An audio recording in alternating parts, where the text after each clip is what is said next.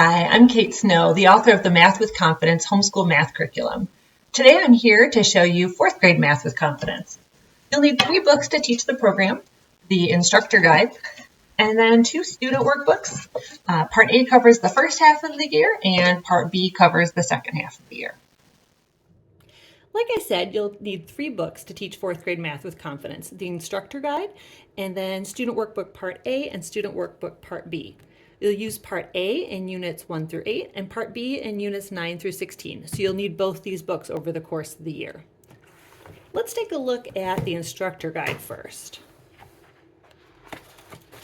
Fourth grade is all about taking those multiplication division facts your child learned in third grade and extending them to larger numbers.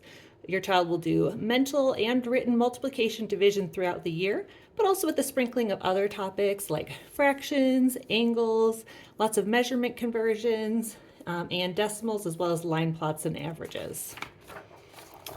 When you open the book, you'll see this welcome letter and then an introduction that's just packed full of lots of just tips and tricks for planning the program and using it well.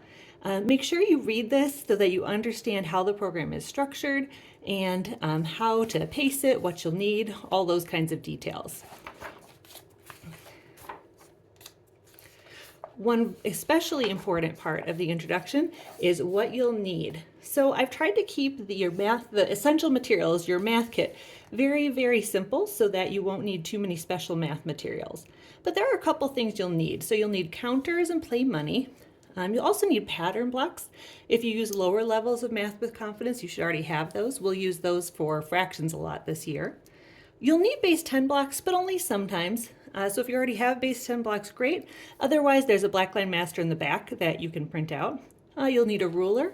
You also need a protractor, since we'll be doing a lot with angles this year. And then playing cards, dice, blank paper, and pencils.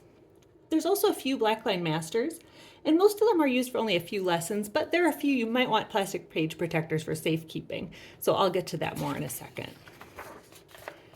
So once you get into a unit, you'll find a unit overview at the beginning. It tells you the overview of what your child will learn, the list of the main objectives, a list of the lessons, and then any extra materials you need for this unit. So for example, here in Unit 1, you need colored pencils or markers, and then there's a couple things you need for the optional enrichment lesson. There's also a feature called Teaching Math with Confidence, where I just give you a little bit more information about teaching math. It's a way for you to grow as a math teacher while you're teaching your student. And so in this one, it's called Why Forgetting is Normal, because when you get back into math after a summer off, that forgetting, it's pretty normal. And so I explain how Math with Confidence includes review, so that your child will get all that math back that he or she learned in third grade. And I also just include sort of some tips on how to help your child remember what they learn. Then you get into the lesson. Each lesson follows the same basic structure. You'll do a warm-up to get your child ready for the lesson. You'll do several activities together, and then your child will do independent practice and review. This instructor guide shows you your teaching, tells you what to do, and then there's also pages in the student workbook that you'll need. So for example, for this lesson 1.1, you begin with the warm-up. You just will be showing your child the workbook in this one because it's the first lesson of the year. Then in activity A, you review multiplication. So here's the matching page from the student workbook. And so you use this graphic and this script here to just review some of the basic vocabulary and concepts of multiplication. Here, then in activity B, there's some more vocabulary that you review.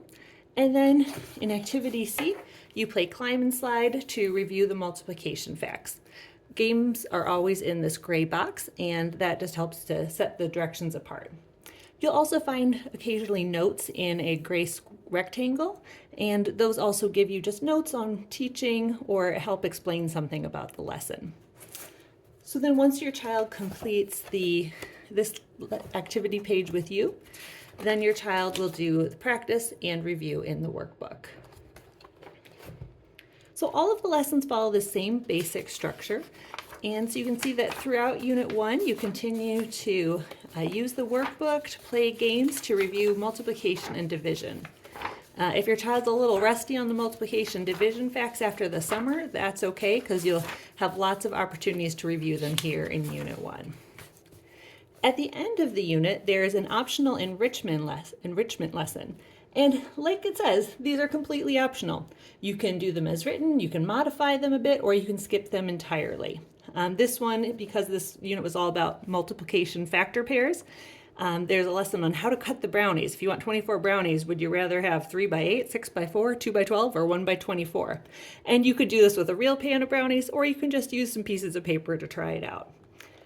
Then beyond this enrichment activity, and also a math picture book that ties into the content from the unit, there's also a unit wrap-up. And this is in your student workbook, and it's 2 pages. So in this one, this page is 1 page of the unit wrap-up, and then here's the other page of the unit wrap-up. And it gives you an opportunity to assess what your child has learned in the unit, and they're also great to save for portfolios if your state requires that. Then at the end of the unit, you'll find the answer key for every page in that unit. And finally, a unit checkpoint. And this is very important. It tells you what to expect at the end of the unit, what most kids are able to do. It tells you whether your child's ready to move on, and what to do if your child needs more practice. You want to especially pay attention to, is your child ready to move on?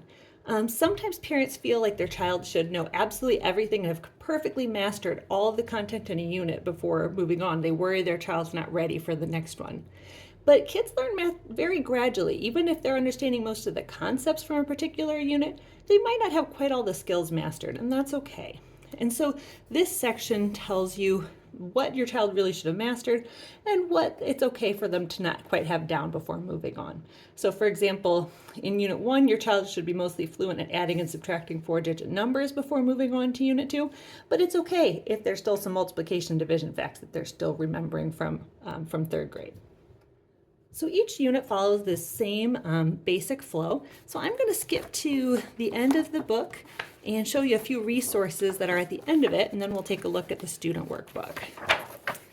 So at the end, after Unit 16, you'll get to some resources that just help you plan your year and help just kind of organize your life a bit. There's a complete list of all the picture books included in the book, so that if you want to bring this to the library or use it as a shopping list, you have it all in one place. There's also a list of the memory work that's included in the lessons. Each day there's 1 or 2 questions that you'll ask your child just quick at the beginning of the lesson to review these important vocabulary words, measurement conversions, things like that, so that your child gradually memorizes this over the course of the year. There's a full scope and sequence of the key objectives of each unit. So if you need that for a portfolio or just to be able to give to a homeschool evaluator, this is all right here in the back for you. And then there's also a materials list. This top part is what you'll need in your math kit. And then the bottom part is just the other kind of random supplies you might need once or twice. Most of them are very simple, like 2 paper clips or 6 dice, 8 toothpicks, craft sticks, or straws. And all of the ones with stars are things that are involved, that are part of the enrichment lesson, so they're really completely optional. So that's that list. And then you'll get to the Guide to the Blackline Masters. Now, I know a lot of you don't like to have to cut your pages out of your book, and so you'll see that you can download them all here at this website, welltrainedmind.com/MWC.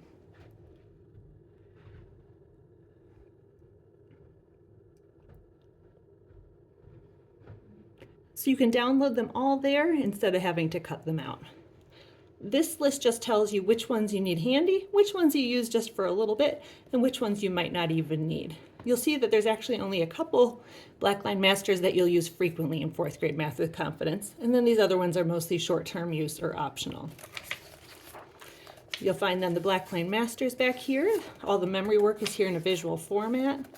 There's a multiplication chart and a multiplication assessment to use if you're not sure if your child knows their multiplication facts well enough. Place value chart for working out some of those algorithms, and then some different printables for geometry. This is a degree wheel your child will use when they first work on angles, as well as some cards for sorting, geometry reference, shapes for folding and exploring symmetry, And then a couple optional things you can use if you don't have, say, pattern blocks, base 10 blocks, or play money. All right, so that is the instructor guide, and now we'll look at student workbooks.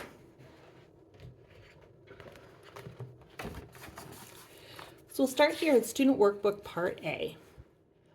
All of the core lessons typically have 3 pages. First, there's the lesson activities page. It has 2 heads there because this is a page for you to do with your child. And then there's a practice page and a review page. You can see these have 1 head because these are for your child to do independently. It's perfectly fine if your child needs you to sit nearby to make sure they're on task or answer questions, but these are really meant for your child to start to develop more independence in math, so encourage your child to do these as independently as possible. And these, the practice page gives practice with the core skill that you covered in the lesson, and then the review covers a variety of different skills that your child has learned so far in the year. So I'll just quickly page through here so you can get a flavor of what your child will learn in 4th grade Math with Confidence. Unit 1 is all about factors, multiples, and divisibility, as well as reviewing those key multiplication division facts that your child spent so much time working on in 3rd grade. This kind of helps them get a nice review, easy start, and confidence boosting start to the year. Unit 2 is all about multi-digit numbers, about rounding numbers, putting them on the number line, understanding what they're for in the real world, like things like buying cars or buying boats if you're so inclined. And then we also review some mental math with large numbers and how to add and subtract large numbers using some real life data. In Unit 3, your child will study mental multiplication and extend multiplication to some new word problem situations. And so he'll learn to do things like 40 times 40, use the distributive property in parentheses, learn the times 11 and the times 12 facts, and then also break down problems that are 1 digit times 2 digit and solve them with what's called the box method. This helps really prepare them for the written multiplication. In Unit 4, we get into fractions, and you'll see that we use pattern blocks to represent fractions throughout this unit. They're real familiar, manipulative for many kids, and they're also just a great way to see halves, thirds, and sixths in a way where they snap together nicely to make mixed numbers. The focus here in Unit 4 is mostly on understanding the relationships between mixed numbers, fractions, and improper fractions, with lots of practice of that. And then also your child will learn how to add and subtract fractions with the same denominator, as well as mixed numbers with the same denominator, both adding and subtracting. We'll get to different denominators in 5th grade Math with Confidence. In Unit 5, then your child will learn how to do mental division and extend their division skills a little bit further. There's a lot of focus here on the real nitty-gritty of understanding division, about how remainders work, how multiplication and division are related, as well as some mental math with multiples of 10, and then also with multiples of 100. In Unit 6, we review area and perimeter, which your child learned originally in 3rd grade Math with Confidence. And then we take it in some new directions with some more problem-solving skills, with applying it to some new situations, and going deeper in understanding what the units mean when you're finding area. Then when we get to Unit 7, we start to get into the multiplication algorithm. Like I said, this year's a lot about extending multiplication division skills to larger numbers. So we'll use play money, we'll use base 10 blocks, we'll break it down step by step so that your child learns the steps well and understands where they come from. We'll relate it back to that box method from mental math in Unit 3. And so by the end of the unit, your child will be multiplying 4-digit numbers by 1-digit numbers. Then we'll leave this aside for a bit, let your child practice this for a few units before we come back and work on multiplying 2-digit numbers by 2-digit numbers. After all that multiplication, kids are often ready for something a little different. And so in Unit 8, we get into angles. Start with labeling angles and understanding what they are. And then understanding that an angle measures an opening, that it's measuring how much that the opening is between those two lines. And you'll use a special thing called the the degree wheel, which is on the Black Line Masters, to help your child understand that idea. Your child will learn about acute, right, obtuse, and straight angles.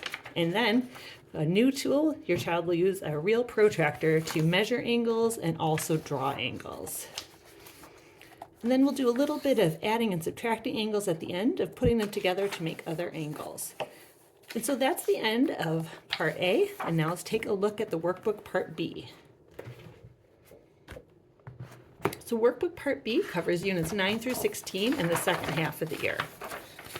Unit 9 focuses on units of length in both the metric and the U.S. customary system, with lots of focus on conversions, also adding and subtracting compound units, and doing this with lots of different kinds of units, with feet in inches, feet in yards.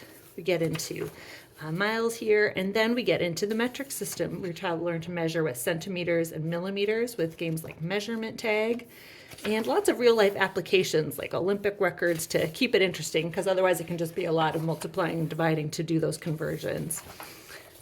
Your child will keep adding and subtracting measurements, but this time in the metric system.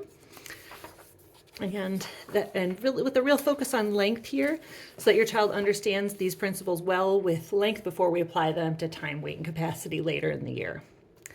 Then in Unit 10, it's time for long division. We start with problems that seem very simple to really build your child's confidence with this method of recording their work and understanding what happens when you have a 0 in the quotient.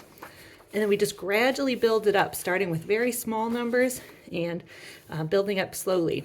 We use this acronym Dirty Monkey Smell Bad for divide, multiply, subtract, bring down. And then you can see I use a lot of color to help your child organize their work in these grids so that they can keep track of all of these different digits in these complex problems. And I tried to include lots of things to make this fun. Long division is not known for its fun factor, but we've got the quotient game. We've got a guess the quotient game. And then we also have some division Mad Libs here at the end for making up some silly word problems, which a lot of kids enjoyed in the pilot test. And then in Unit 11, again, after all that division, we need a break. So we go to geometry. Your child will learn a lot of geometry vocabulary here, like point, line, segment, ray, and how to label all of these different types of geometric figures. We'll review the different kinds of quadrilaterals and their characteristics. And then we'll also study triangles more and talk about right, obtuse, and acute triangles now that your child understands these different kinds of angles. And then we'll also look at symmetry a bit in all of those different types of shapes. In Unit 12, we return to fractions with a focus on equivalent fractions, especially on multiplying the numerator and denominator by the same number to create equivalent fractions, just like that. And there's lots of different visuals throughout this unit to help children really understand this key concept that's laying a foundation for adding and subtracting with different denominators in 5th grade. We also do some work with tenths and hundredths here because decimals will be coming a little bit later in the year. Now in Unit 13, we get back to written multiplication. Now that your child is very secure in solving problems like this, it makes it a lot easier to solve 2-digit times 2-digit problems. And so we gradually work up to these. We break it down with the area model, the box method, and then finally the algorithm to help your child really understand what this all means. And we break it into steps again, just like in Unit 7. And so it's very incremental, so your child can, by the end of this unit, see where all of these different numbers come from when they solve a 2-digit times a 2-digit multiplication problem. And again, we try to keep it fun with things like snowball fight to make all this practice a little less tedious. A lot of pilot testers also loved there's would you rather questions here at the end of the unit that were very fun. In Unit 14, we study decimals. And this unit is really just an introduction to decimals. We'll go to the hundredths place and compare them, put them on the number line, use these decimal squares to represent them to help kids just start to understand decimals. We'll spend a lot more time on them in 5th grade Math with Confidence.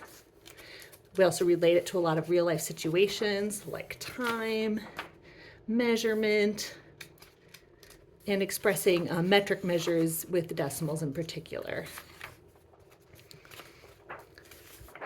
Then in Unit 15, we study measurements some more, and this time we study time, weight, and capacity, again in both the U.S. customary system and the metric system. And at this point, your child will have had a lot of experience converting length measurements, so most of the pilot testers were able to go through this pretty quickly and just apply all these different strategies to all these different forms of measurement that we have. And again, we have lots of real-life applications, lots of just kind of everyday experiences that kids can relate all of these different measurements to. And then after we're done with Unit 15, just one more to go. Unit 16 has a quick unit on line plots and on analyzing line plots and finding averages. And so we make line plots with whole numbers and fractions, and then find averages for these line plots. And then we extend that skill to some bigger numbers. And then we'll pick this back up again in 5th grade to work more with data and averages. The last few lessons of the year are review lessons and a chance for you to celebrate all that your child has learned over the course of the year.